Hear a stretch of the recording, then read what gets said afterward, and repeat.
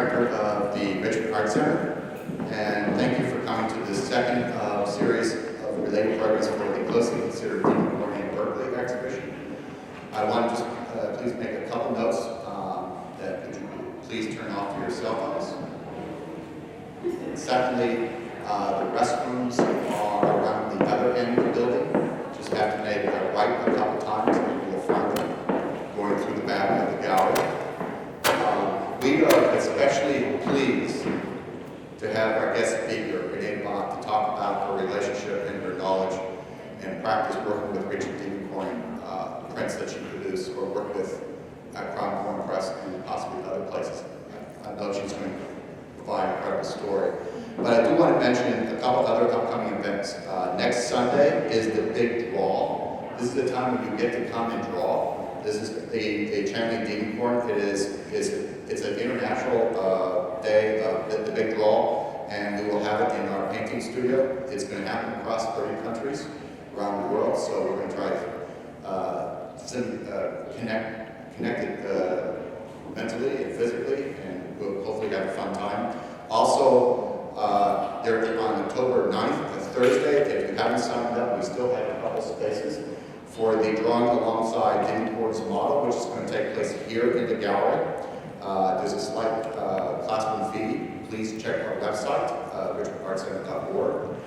And finally, considering Diebenkorn, we have an informal discussion on how Richard Diebenkorn art teaching and spirit have influenced the art and practice in the Bay Area for the past 50 years.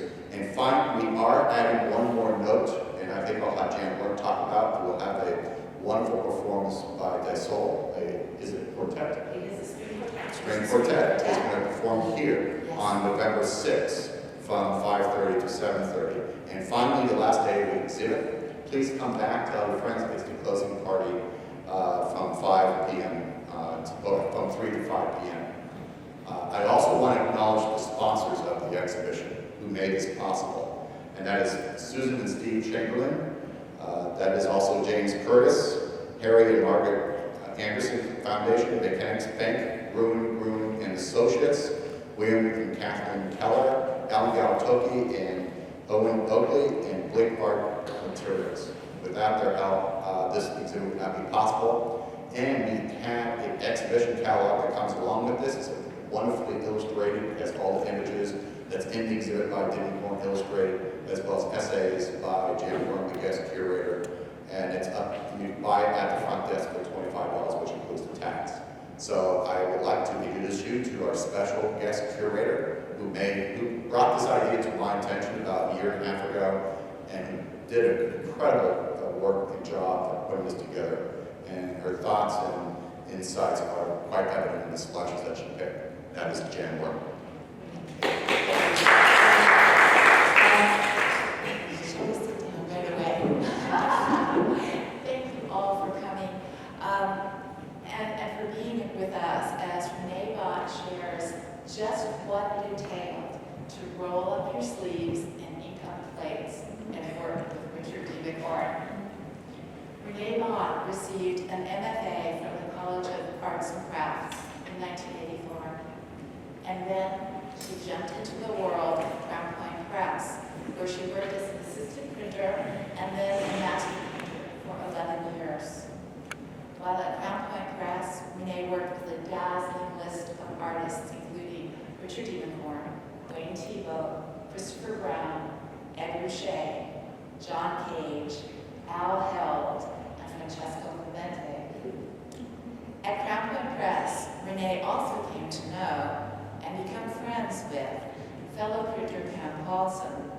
And together, they set up a press in the empty studio of Chris Brown and began printing their own work and editioning work of other artists. Pam then struck out on her own from Crown Point, and 2 years later, Renee also left Crown Point and formed a partnership with Pam. The wonderful Paulson Bott Press has done some of the most adventurous work. And one point is the G-Span World Project. This was really an extraordinary vision that they had in bringing the women, the quilters from G-Span to Berkeley to work and make prints based on their print work. their quilting work,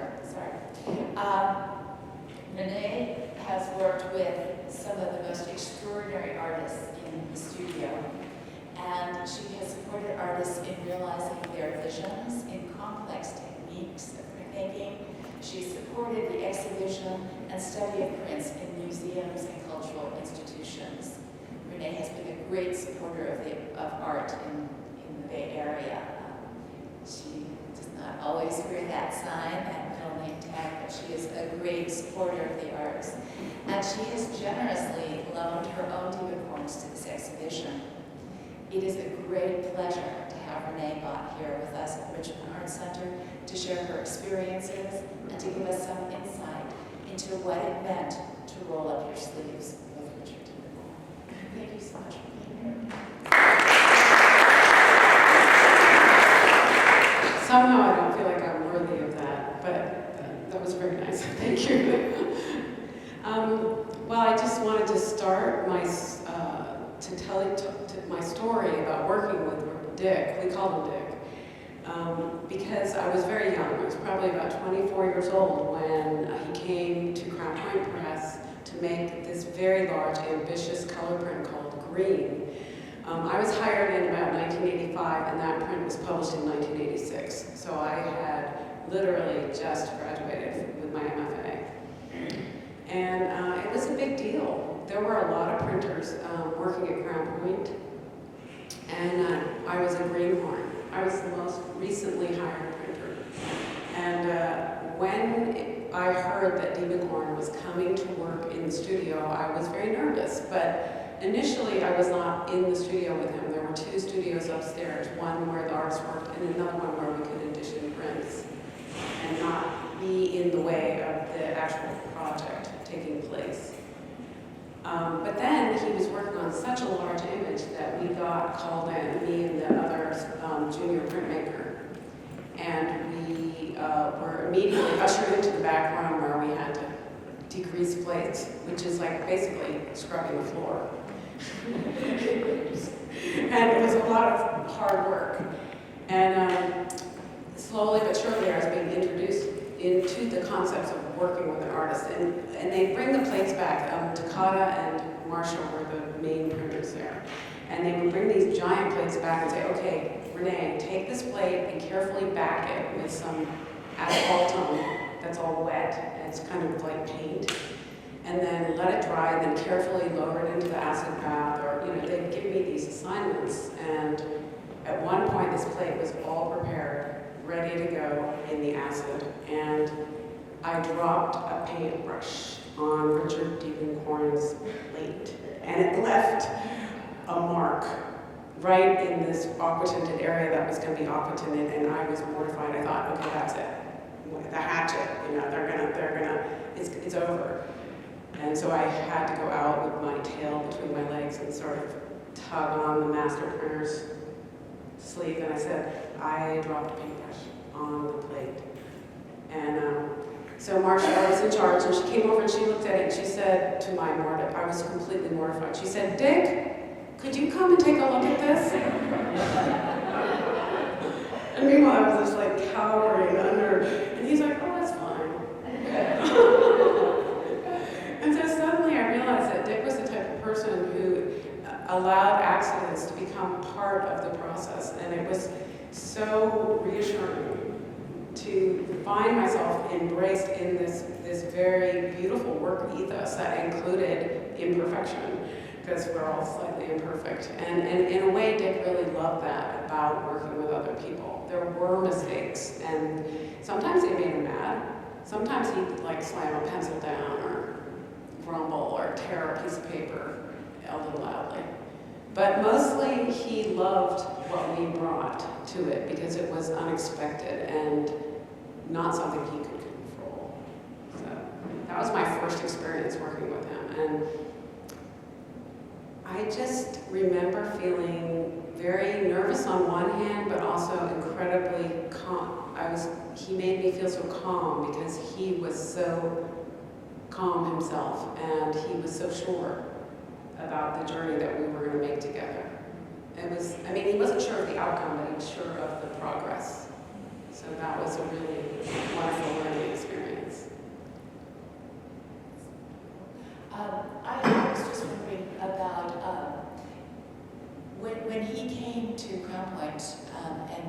on this particular print, which was the first encounter you had with him, he had already had a working relationship over the years, and he was actually living in Los Angeles at the time, wasn't he, when he worked on that? Well, I was in, Or was he back in Bay? I think he was in He Hillsborough. was already in Hillsborough. He I'm was pretty back. sure he was. But one of the things that I've read from his interviews is that he was very eager for change always, and that he saw living in different places in Northern California, Albuquerque, Urbana even, and Los Angeles and back up north, that each of these moves brought change to the work that he embraced, that he was always happy to see where it would lead and how it would develop. So I'm not surprised that he was happy to see what working with a new young printer would do. Well, also I noticed that, I had the fortune of working with him at both the Crown Point Press in downtown Oakland. I started when they were still there. And then we moved to the Folsom Street studio, which was absolutely gorgeous. And he did a couple projects there. And I was not so involved in those projects at that time until much later. It was 1989, and his health was up and down during those years. And we had a lot of projects going on at Crown Point. It was a very, very busy time those years. And he was in the hospital, and Catherine went to go visit him. And he requested that a couple of little soft ground plates be brought to him. And that was something that he could do while he was spending his time waiting to recover, basically, in the hospital. And so Catherine had a bunch of the printers make small plates. They were probably 9 by 12, or the size of a sheet of paper. And we rolled them up and made special little cardboard boxes for them and sent them. And Catherine brought them to him in the hospital, and he did an etching that was published called Tulips, 1989. And it was a drawing of the tulips that were on his bedside table at the hospital. And when you look at that print, you can see, first of all, what a master at drawing this man was, but you can also feel the tenacity of his mark, and it is a very emotional and touching piece. I don't know if the people who own that print know the story behind it, but it is one of the more personal etchings that I saw him do. That to me felt so much about a statement about where he was when he did that drawing. His health improved, and then the earthquake struck.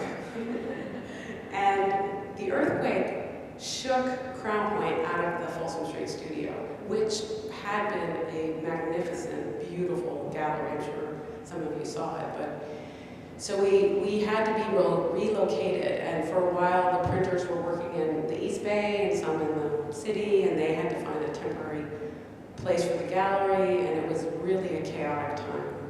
But Catherine found a temporary garage space to put all the printers in so that we could work together. And in that year, she asked me to create the 6 etchings that are here on display. The 6 little plates that were created for the Yates book that was published by Arion Press. So those 6 etchings actually were bound into the books that Arion Press does on the poetry of Yates. And I think it was probably published in 1990 or 89, but we did those prints in 89. And that was the beginning of my 4-year relationship with Dick, where he would come and go and we would work on prints.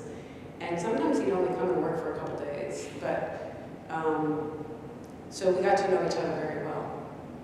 But making those little plates, it was really a really wonderful time, because I remember Catherine said, Renee, will you go work with Dick over the weekend and make these plates? And see, this was a project that she was not publishing, so she really didn't want to tie up the press with a whole lot of time spent during regular printing hours. So I went in on the weekends and I worked with him on these, and so it was just me and him. And we were in this temporary space, and the temporary space was literally a garage with fluorescent lighting. It was very dark and dank and miserable. It was miserable. And it was right after the earthquake, we took what we could find. And meanwhile, Calvin was very busy trying to find a new home for the whole press. So the office was in a downtown office building basement, and we were in this garage down on Folsom Street, probably between 6th and 7th. And it ran a city block, but it felt like we were in a cave. It was so dark. We didn't have any windows. It was just one long cave.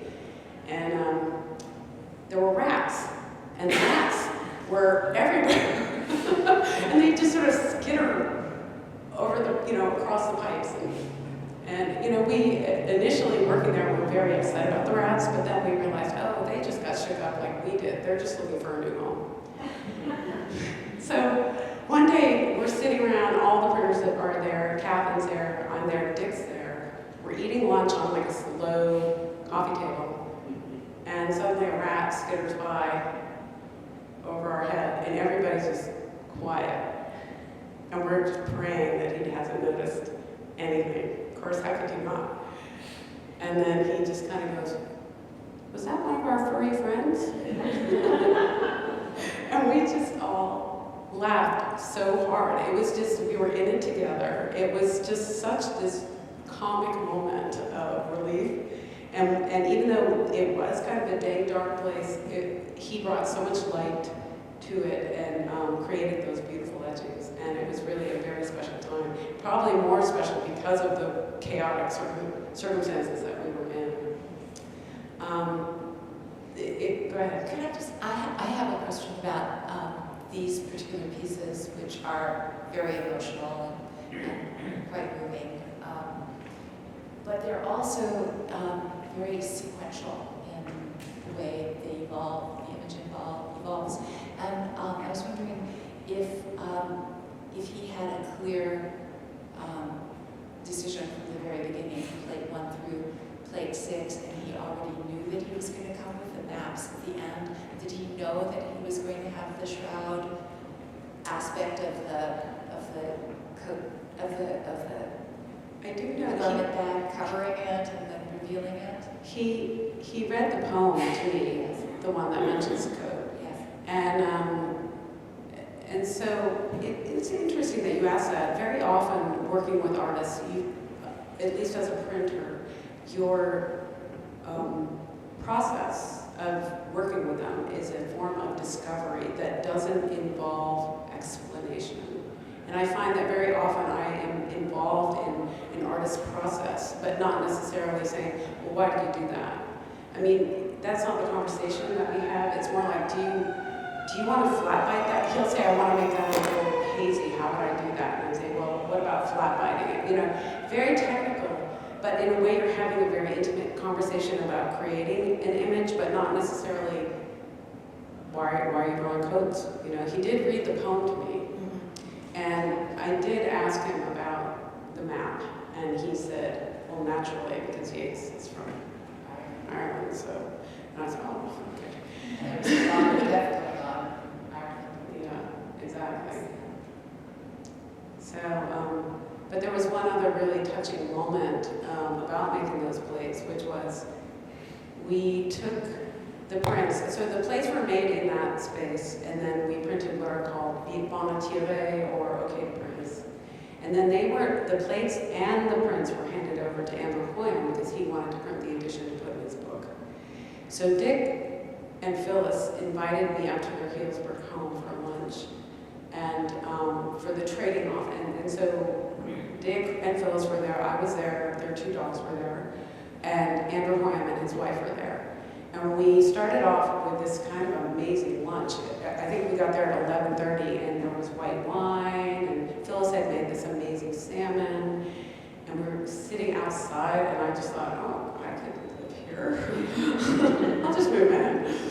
And then after lunch, I got to know him a little bit. I had never met him really. I mean, I had talked to him several times during that project, but I had never actually got to know him, and he was very funny. So I showed the prints. I had a little portfolio and I untied it, and Dick said, can you show Andrew the prints? And I was so surprised that he was handing that task over to me. They were his prints, But suddenly, he was including me in this way, and I was, 25, 26, I was a little older probably, but it just felt so wonderful to be given that recognition. So I remember I untied the portfolio and laid it open, and we all it was quiet, and I just turned the prints over one by one and waited, and everyone looked, and then, we got through the 6 images. It was only 6 images, but no one said a word the whole time. And then I tied up the package and I gave it to Andrew and I gave him the plates, and then it was time to leave, and I got up to leave, and Dick put his hand on my shoulder and he said, "I really liked the way you did that." And I just couldn't even believe how, I just was filled with such joy that he had just given me so much respect and included me so much in that whole process. And that was the kind of person Dick was. He was just very humble and grateful for those people in his life. And it was just really special. It was a special moment. Can I ask a question? Sure. You were handing over something, then print in addition. Yes. At another press. Yes. Yeah. And it was kind of like a little ceremony, because Dick had made the plates with crown point, but then, everything was getting handed over to another publishing house so that they could make the additions. So, Like giving him a baby. yeah, a little bit. Do all that work, gestation, birth, has its own life, but The book is beautiful. I don't know if anyone's seen it, but it's absolutely gorgeous. So they wound up in a really wonderful location. so we have somebody who actually, Did he make them sequentially? Did he make them in order and go back? The way that those etchings were made is that all of them are multiple dips into the acid, so that he was working on all of them at the same time. The one thing that I do remember is that the map came last. That was the very last thing he did. But all the plates were being created at the same time. And we may have created more that just got jettisoned. I don't have a clear memory of whether we were just working on those 6. I do know that we started a whole body of small works like We and Ne Comprends Pas and Window, and all those little plates got going at that same time, but we didn't have time to finish them. And that was later. I think one of the things, and why I was asking originally about the sequence, is that it's almost like when you read a poem and you are already anticipating the last lines. You're already, in music, you already know how the melody is going to progress. And I think that's what happens when you see these 6 pieces, or certainly the first 5, that you're looking at the first and you know what's going to happen. You've got this coat and you know it's going to sort of dissolve into rag, and you know that it's going to show time and loss and emptiness, and you know how that covering up is going to happen with the garment bag. That's why it feels as if it were all plotted out, and it has a true sense of where it's going. I think Dick very often approached his abstract work from a figurative base, so it makes sense that he would, actually, from that, if you look at the very last one, that sort of shrouded that we're talking about, was the genesis for the prints that we did in 1990, Domino 1 and Domino 2. Very similar. So I think that he did do that. He would take a composition that was based on something figurative and move it into the abstract. But it's interesting when you're working with an artist here, as a printer, you're not analyzing it that way. It's just more about trying to get into their mind to understand where they want to take the image. And so everything becomes very individual. And so when I was working on that first coat, for instance, it's a very literal drawing of a coat, hard ground line. You know, it was like knowing when to, you know, ask him, is this black enough? Do you need more hard ground? So, like I said, it's in the process of working with artists. You're just trying to get into their mind to know what it is that they're going to need next, and when is it finished, and do I need to say anything? Like, is there anything I need to say? I mean, often our conversations were, you know, around the lunch table were very, very, very normal. You know, did you see that Masterpiece Theater thing last night? You know, that kind of thing. Or, how are your dogs? And so we didn't have conversations about art, but I used to be very amazed at watching his process. He was the only artist in all the time I worked at Crown Point, which was 11 years, that I saw use the mirror in the way that he did.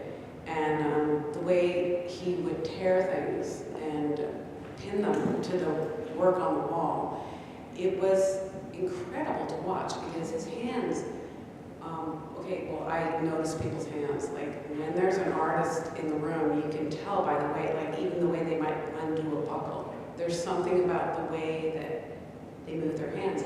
One thing I want to say about Dick's hands is that he was weirdly clumsy. And, you know, like, I noticed that there was a weird clumsiness to it that was so graceful, it was breathtaking. It was like the two sides of one coin. It was, but of course, I was working with him when he was you know, it was not his younger years. So, but I remember being fascinated by watching the way he worked. And you brought up the women at G's Bend. There's sort of when you're working in the presence of a master, there's a greatness that enters the room, and I honestly felt that with Diebenkorn. Like, there was something so much bigger than all of us in that room, but he was it. He was the greatness. And I really rarely feel that. I mean, I wish I could feel it with every artist I work with. I definitely try to get there, but when you're in the presence of a master like that, and because of who he was, being so humble, and another time I felt that was working with the women at G's Bend. There is something about the purity and truth of their work that doesn't involve talking about it. It's just experiencing it, being there, seeing it made, understanding where they're going, you know, that kind of thing. Well, one thing which I find really interesting with Dick, his working, is that, you know, it's such a process, and he's pushing all the time, but it's not because he doesn't know. I mean, he knows, and I also think it's very interesting because he's talked about not wanting to fall back on certain things that you know are going to work and are easy to do and always pushing, but nonetheless, it's all guided by something that's something internal, some incredible strength and understanding and knowledge that he sometimes is working against, but is always there. And one thing about the garment bag that comes to mind when I see it also, just in terms of shape, I think it's, you know, I look at his work and I'm always thinking about shape, is that the work that Matisse did in Morocco has this arabesque, it has that structure, it has the architecture, which holds and contains. It always opens on to an incredible expanse and a change in light, but it also contains in a very beautiful way, without losing energy, because of that arabesque. It's the same shape of the garment bag that I was thinking about. Right. Dick, I feel like another thing about him was that the environment, I started to talk about this but lost the thread, and you brought it back because of mentioning Matisse. Dick's work often did have the name of the location, like Folsom Street series, or so his work definitely was affected by the light, by the space, by the room, by the people. The work that he created was about the place that he was in. And he created the domino images. I'm sorry I don't have the slides to show you, but they're very similar to the over there. And it was in the Crown Point Press current gallery where they are now, and the windows were covered with ivy. And they're beautiful windows, they're divided light, very big, sort of metal frame windows, and all this ivy was growing in front of it. And you can just feel that by looking at these prints, that he was in this room, very green room with ivy, and you know, arching over the windows. And they were, I think the windows, you know, they just felt like they were arched at the top, and that's what these prints were about. A very sensitive print that he made, Touched Red, over there, is one of my favorite prints. It's really shocking because there's a shocking pink soft ground under everything. And I just was always surprised by Dick. He was willing to work with the shocking pink. It was just surprising to me, like, really? You want pink? Okay, here it comes. So, but that was a very beautiful, delicate work. And that piece also is based on the coat type shapes, but it's kind of underneath the layers of the more transparent inks. And then he puts in that really dark edge to hold the anchor of the piece. It's very ethereal, and then that one spot of red, and it's a great title. It's just called Touched Red, and it, yeah, that was a lovely print to work on. Well, that was one of the last prints we did. But then he did High Green version 1 and 2. And that was an interesting project because a lot of people look at those two prints and think they look very similar. Well, they do look very similar. But to Dick, they looked completely different.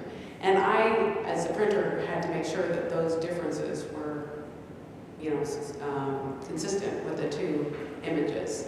And it was hard to do, but I remember people say, well, they're really similar, and they were, but not to him. They were completely different, and it was, that's where you get into the shades of vision, like what is different and what is the same, and just because they're both blue, does that make them the same, or is it about the feeling, what's negative, what's positive, what comes forward, what goes back, you know, those kinds of questions.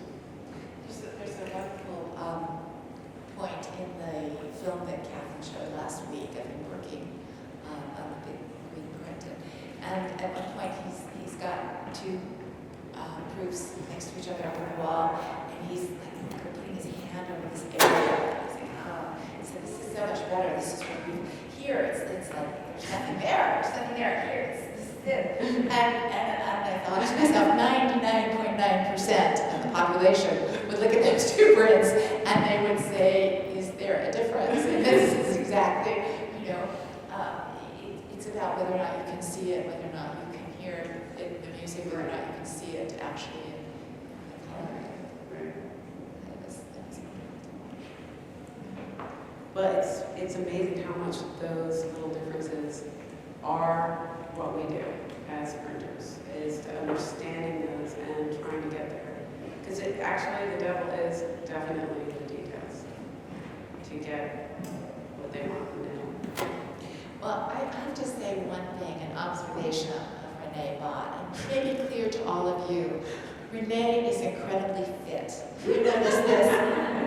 Renee is strong and fit. And I believe you must have amazing stamina. And maybe you could talk about Diebenkorn's stamina. I mean, Dick had incredible stamina to work with the persistence that he did on projects.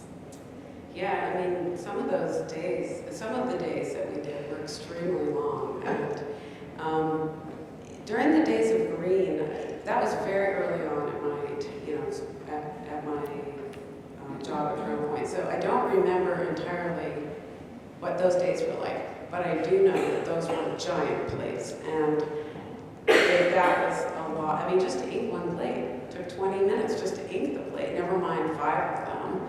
And so that was a huge job, working on those big plates. And it was my first time editing something, and I remember I was in charge of wiping the dry point. There's a red dry point that goes underneath that green composition. And there was a dry point line that Dick decided he didn't like, and so he wanted us to wipe it out with our finger, like to wipe it out. And so there would be just a trace of it there. And literally, this was third month working there, and I would wipe that plate, and it'd be the first plate printed. And if I had made a mistake, everyone could see it. And I remember I did make a few mistakes. And Marcia came up to me and she said, Renee, you can't make that mistake. You just can't make that mistake. She goes, either you do it or you don't. And you're not doing it. And I just remember, oh, she's so right. I have to remember to wipe out that line every time. And I think that that moment was the moment I realized, oh, well, if I'm going to be a printer, then I need to not forget. You know, it's sort of like being young and understanding the difference between what a printer does in a school versus being a professional printer. I mean, there were all these little experiences that take you there so you remember not to forget. And that was one of those moments. But it wasn't when Dick was standing there. That was during the auditioning. So auditioning always happens when the artist is not there because it takes a long time to pull the audition. That was a big audition. Another question on that you said wipe out that line. Yeah. That means this was the driveway, you said. Yeah. And so you had ink all up there, and got rid of the ink in that line. Well, the dry point is like a little curl of copper, and it holds a lot of ink up against it. And what he wanted me to do was just remove the ink from that curl, but it would leave a very thin red line instead of a big, fat, mushy, furry red line. He wanted a thin, almost like hard ground looking line, and I just kept forgetting to wipe it out. And just taking off? Just my finger and just, or a cloth or anything. Yeah, exactly. It was just to remember to do that final thing. And yeah, that was a big, long auditioning project. It was a big deal. Those were big prints. How many of them? I think that was an edition of 50. And then you do 10 artist proofs, so that's 60. I mean, it was, you can spend a month and a half doing the same thing every day. Easy. Just handling that paper, that smells. Yeah. And it's wet and stretchy. Well, talk about stamina. That studio, the Oakland Studio, was on the third story of an old retail space in downtown Oakland. The building is no longer there. But we would have to walk up 3 flights of stairs for everything. So if we got a roll of paper 60 inches wide by 100 yards long, that thing weighed like 200 pounds, we'd have to roll it over to the elevator. I think that fit in the elevator, but the sheets of copper did not fit in the elevator. So we would run down 3 flights of stairs, 2 of us would grab a sheet of copper which measured 3 feet by 8 feet, and carry it up 3 flights of stairs one by one. And that was quite a workout. Yeah.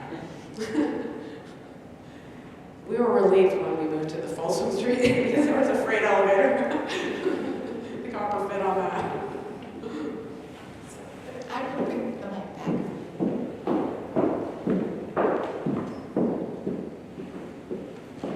I have a few questions. First of all, Diebenkorn, did he do a set of prints every year at Crown Point Press? And was there any time when he was working on one image, he gave up on it and never was printed? Or if he gave up on it, he came back to it later and resolved it? Well, all of those are true, except for working at the press every year. He had a long working relationship with Catherine before I got there. And I went on the website just to take a look at the years, and it's true that when I first worked with him, it was in 1986, and we did green. And then in 1986, he also, the Folsom Street variations were, that he had started those, but they didn't get finished until 86. But really, they came later. I know they weren't done at the same time. And then we worked in 1990 and 91 and 92. When I was there, he ended up okaying a print that he had started with Lila Toland, who was a printer who was there before my time. And it was called Mask. It was very similar to that black and white line one over there, but it's horizontal, and it's just black lines on a white ground, thick black lines. And he saw that. I pulled a drawer open, and he saw it, and he said, wait a minute, what's that? And I pulled it out, and he said, well, I don't know what's wrong with that. And he just signed it. And so then we printed the edition. But he had started that play, many, many years before my time, so I thought that was great. And then often he would jettison plates that didn't work. I mean, what he did like was getting a plate really mucked up with marks, and then he'd give it to us printers and say, scrape it all out. And so, and Dremel tool was very efficient at scraping things out in copper, but oh no, we'd sit there with a scraper and scrape it out, because he liked the way that the scraper left a mark. And, but yes, he often had many, many things going on, but not everything got used. And I think some of the most peculiar prints he made were the two in the back there, the Barbarian Garden Threatened, and that was really towards the end of his time working at the press, and I do think they reflect a certain chaotic feeling that he was having in himself about mark making and, what those marks meant. It was definitely a difficult time. It was hard for him to work at that point. So he'd work and then go lie down and then come back into the studio and work again. Who owns the plates? The publisher owns the plates, so Crown Point Press owns the plates of every print made there. She probably has them in the archive. The code plates belong to Arian Press because I'm pretty sure he published it, so they belong to him. Some plates get canceled, but I doubt any of his got canceled. I mean, what I mean by that is they get, sold for scrap back to the copper company. But if they're kept for the archive, usually a little corner's cut off the plate to cancel it.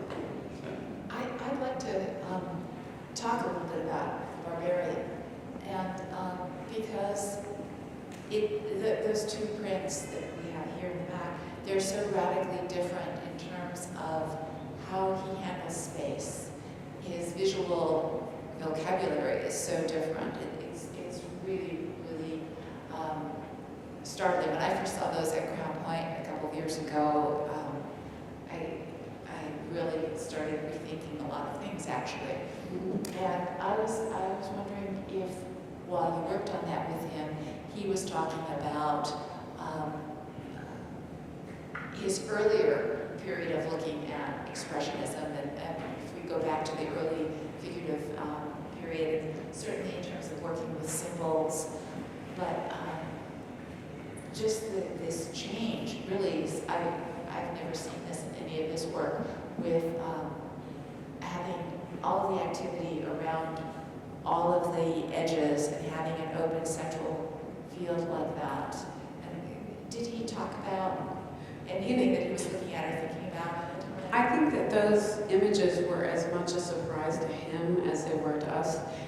He was using a technique called soap ground, and soap ground's very hard to gauge as an artist when you're working with it, because it's what happens very often is that a painter will get really enamored with the way that it goes down. You paint it on with a paintbrush, and it feels like thick white paint. But what you're doing when you lay that soap ground down is you're covering up the copper. And very often artists who work with soap ground end up covering the whole plate because they just get so enamored with that soap. And they like playing with it. And that's what he did. He pretty much covered the whole plate. And then he started taking it away. And what I saw when he was making the plates initially was, wow, this really reminds me of his very early spades. And that sort of, those shapes that I think you have some of them. We have a very early drawing hanging by the very late print over there. That's, yes, very similar shapes Yes. to that.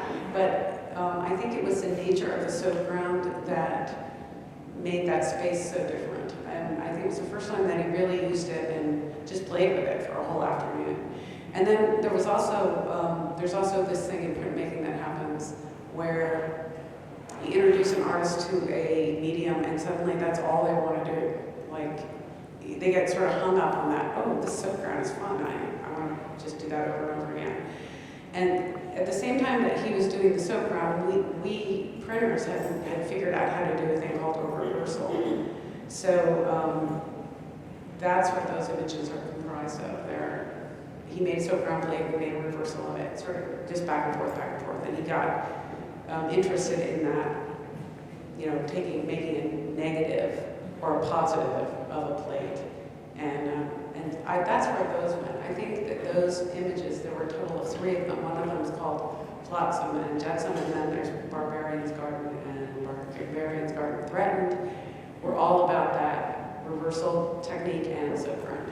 And the reversal technique would be that you would take any image that has any image on a copper plate, print it on a piece of paper, put down a new copper plate, offset the ink onto that plate. And what you get is just this black sticky ink on the copper plate. And what we do with that ink, we take it off and we rub, very carefully dust it with rosin, and the rosin will stick to the ink and create a blockout. So wherever the line was on one plate, you'd get a resist on the other plate, and you could make basically a complete negative image. And at one point, I think he was going back and forth with those images, doing that. And I know that me and Ne Comprends Pas were like that way. They're a reversal of each other. There's some photos here of me working with Dick. This was during Touched Red, actually, in the studio. And then in this photo, which is extremely dark, I can pass them around. That's me and my business partner, Pam Paulson, working in the Crown Point studio.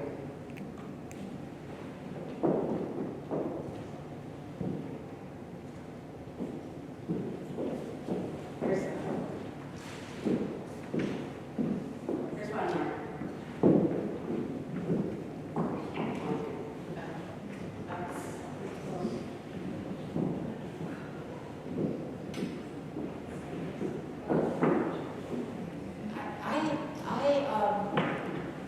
I was wondering about, as a painter, being able to work in printmaking in a way that you really can't in painting. I mean, you have a painting, and if you want to do one thing or another, that's fine, you jump in and you do it, but there's no going back. And with printmaking, you have, I think, permission to do anything, knowing that you can always go back, do something else, and change things. And I was wondering if you could talk a little bit about just how much time and involvement and exploration was going in before images were realized.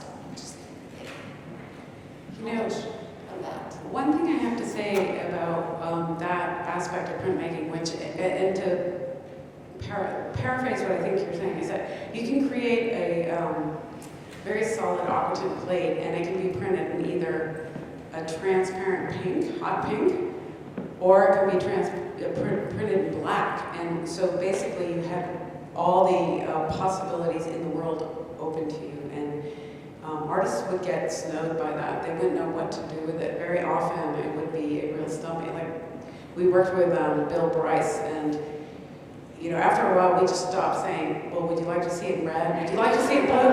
Because he would say yes. Which meant that we had to print it in every possible color of the rainbow. Dick did not work that way. He actually knew from the beginning what he was making it for. So when he created an aquatint, he knew fundamentally that that was going to be for a dark thing. And so it's a really different experience to work with someone who knows what they want. And that is actually a very key point in making a person, you're in awe of people who know what they want, because really, basically, who knows what they want? But you know, when they do know, there's a sense of direction, and the piece comes together in a certain way. Not to say that there aren't times when it wouldn't work, and you'd say, let's do that in yellow instead of in dark blue. And that would change everything, of course. But I always felt like there was a direction from the beginning. And even though it was a journey, and it literally was a journey, I always felt like he knew where it was going to go eventually. And it wasn't like it was predetermined. It's very hard to explain. It just was getting there. And for some artists, that possibility that you're talking about ends up being a exhausting thing for the printers because you can do it. I'm really glad you mentioned price because I have him on here. I wanted to ask you a question about price. A lot of people here don't know Bill Bryce, and he was just as important to Diebenkorn as all of these other artists here were. They were very close friends. Bryce lived in Los Angeles and taught at UCLA also. How did he come to work with Counterpoint? I'm sure it was through Dick. But he was a very different experience. He was, I mean, literally, I loved his work. He was the son of Fanny Bryce, by the way.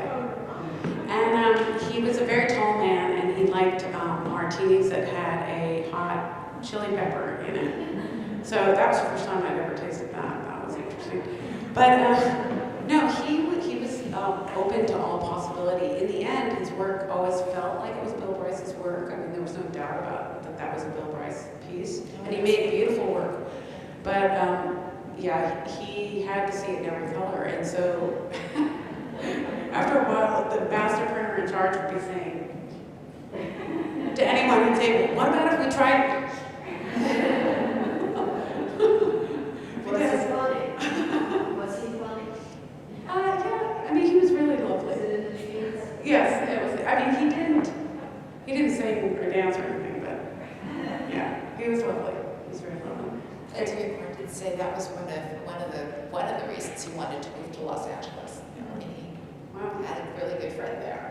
Well, you know, he was a colorist, I'd say. He definitely took the whole, almost like Joseph Albers, you know. I mean, every relationship between the color and it just was, I think, probably really difficult for him to translate it into print than when you're painting with a paintbrush. You have so much more control over mixing the color, where you put it, you know, everything.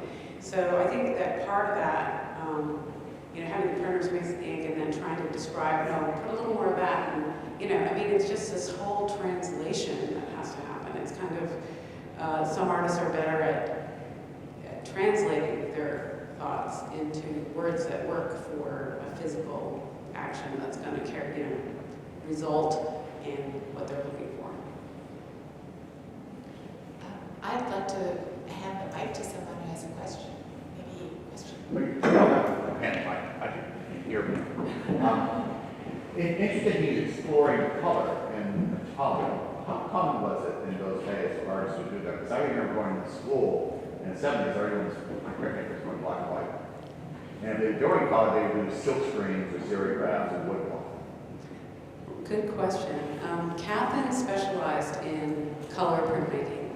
And I also studied printmaking as an undergraduate, and it was all black and white. It's because a lot of people don't realize that it's relatively simple to make color etchings, but color ink was not really readily available. So she used to grind her own pigments, and the color inks that were available had to be modified. Charbonnel came out with great color etching inks, and now basically that's what everyone uses. But she would take pigments and grind them with plate oil and make her own. And I think it was a couple things. It was a willingness to do that. It was also the willingness to devote the time and materials to it. Because with silkscreen, it's really not a huge, amount of materials to create color. You just wash out the screen and do the next one. Whereas with a color etching, you have to print and ink everything at the same time. So that means having 10 plates lined up, or well, more like 5 plates lined up with different colors, all inked ready to go. That takes 5 people. So Catherine was a maverick in that she was willing to devote the time and energy and resources to create these prints. And that was a really different way of thinking about etching. Was Diebenkorn concerned about the papers and stuff that went in, or is that something that the press you brought to the table? You know, that's also an interesting question. Some artists are interested in paper and they make it, it usually surfaces right at the beginning. Like someone like John Cage would come in and the conversation would start with what paper. But Diebenkorn wanted to work, you know, and he'd say, well, yes, paper was always part of the conversation, but it was more like I want it to be on a white, or I think I want it on that beautiful Reeves Lightweight, which has this color that's on, is like what Touch Red's on. So often the color of the paper would be something that Dick would be concerned about. He loved the Reeves paper because it wasn't pure white. But then green was done on white because it was what was available. That was 60 inches wide. I think it works for the print. But I don't know how involved he was in saying, I want it on a white piece of paper. Maybe it was just printed on that way.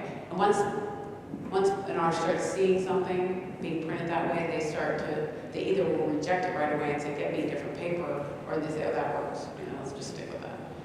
So, I mean, that was a big project, and it took a long time. So, I think that to change paper, you know, that's not, yeah. Any other questions?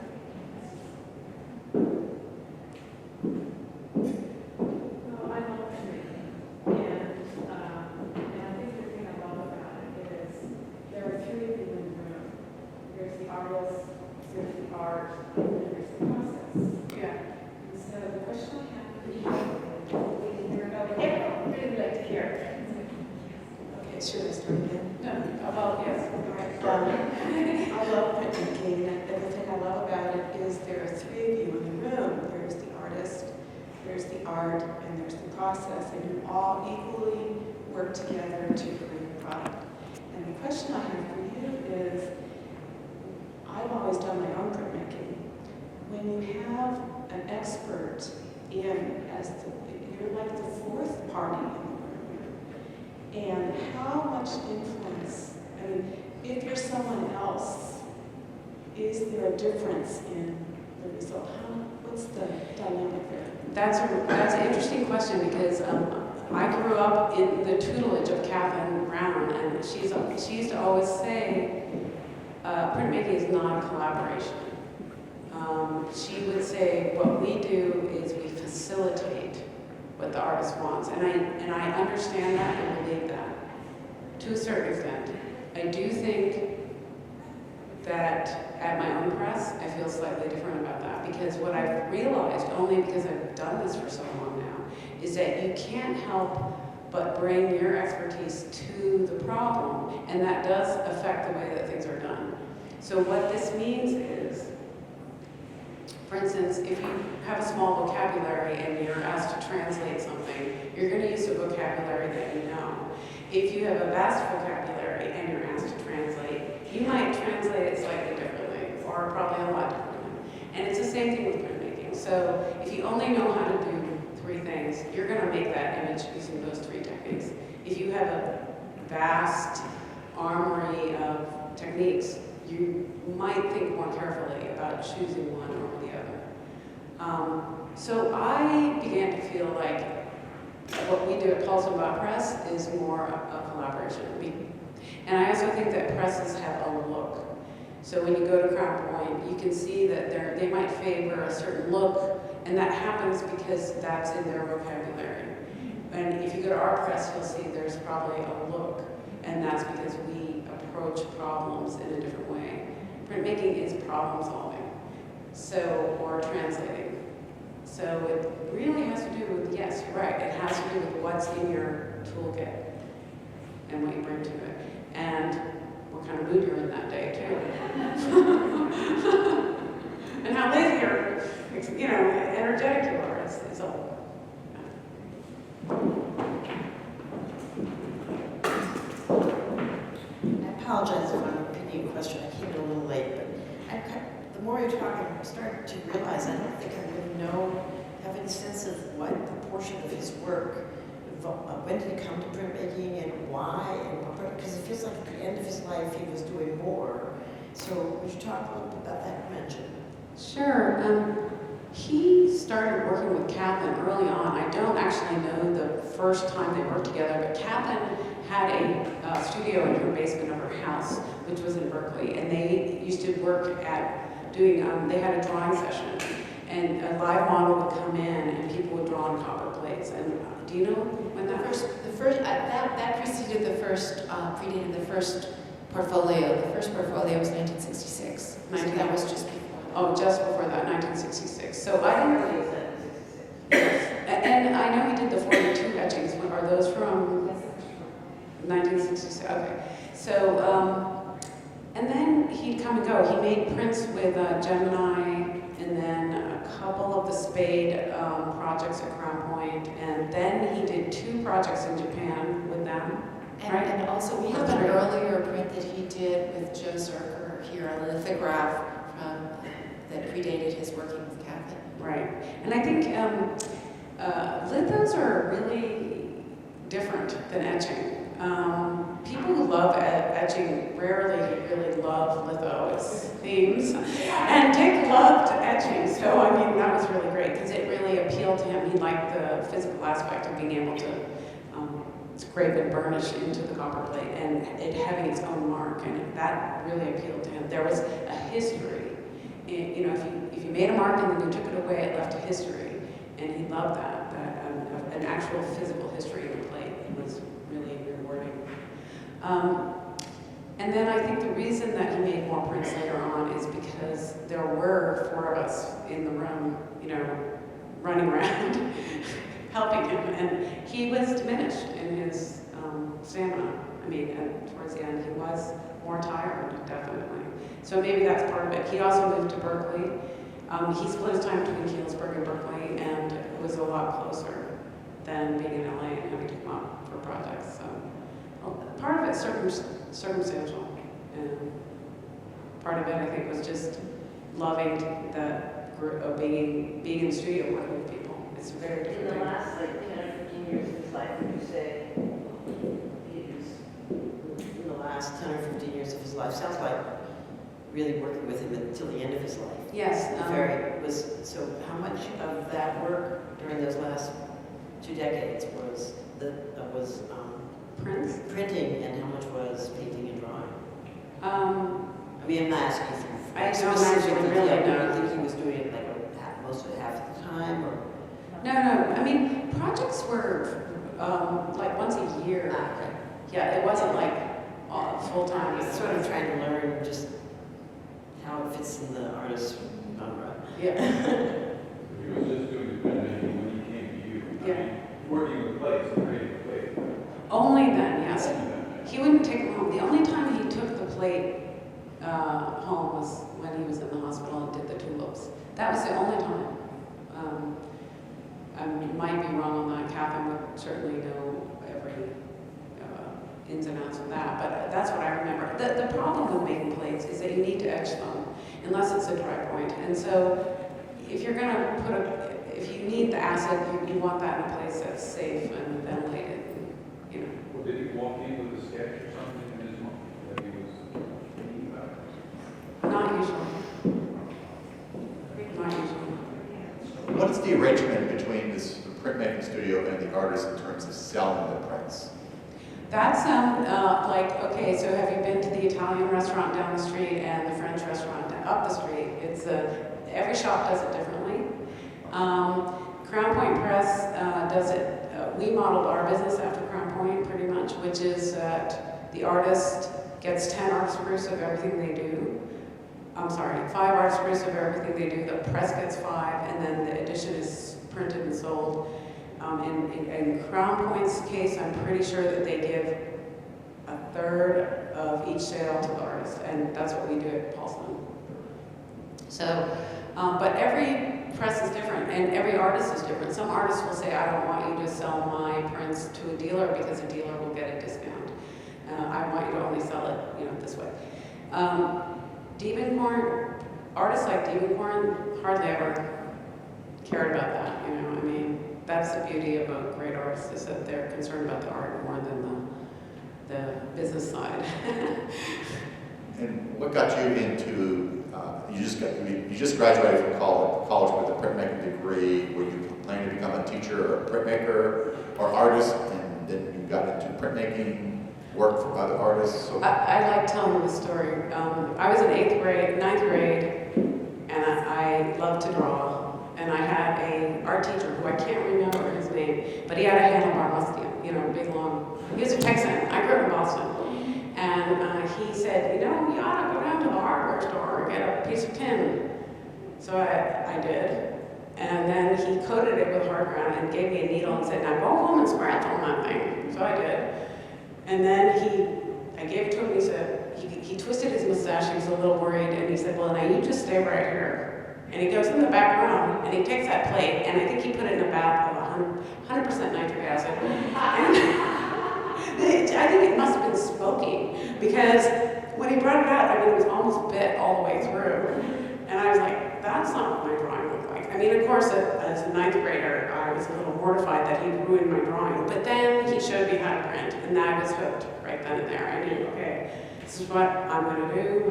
So I got to college. I went to UMass in Amherst, and they have a fabulous printmaking department. And I did everything: wood block, etching, litho, and letterpress. It was fabulous. And then I went to CCAC and graduated with a MFA in printmaking and painting, or drawing, I can't remember.